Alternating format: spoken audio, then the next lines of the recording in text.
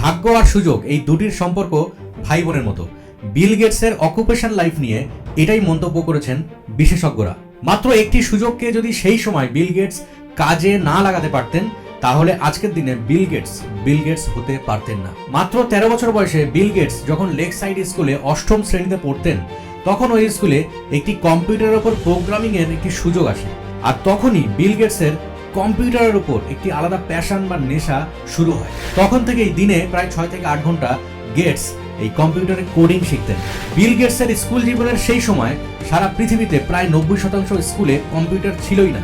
আর সেই সময় গেটসের একটি কম্পিউটার তার স্কুলে পাওয়াটা এটা যেন একটা ভাগ্যের ইশারা। আর এই সুযোগটাই উনি ভরপুর কাজে লাগিয়েছিলেন। ধীরে ধীরে কঠোর পরিশ্রম করতে করতে বিল গেটস জন্ম দেয় মাইক্রোসফট কোম্পানি। তারপর রাতারাতি সারা পৃথিবীতে বিল গেটসের নাম ছড়িয়ে পড়ে এবং বিল গেটস সারা পৃথিবীর সবচেয়ে ধনী মানুষ হয়ে ওঠেন।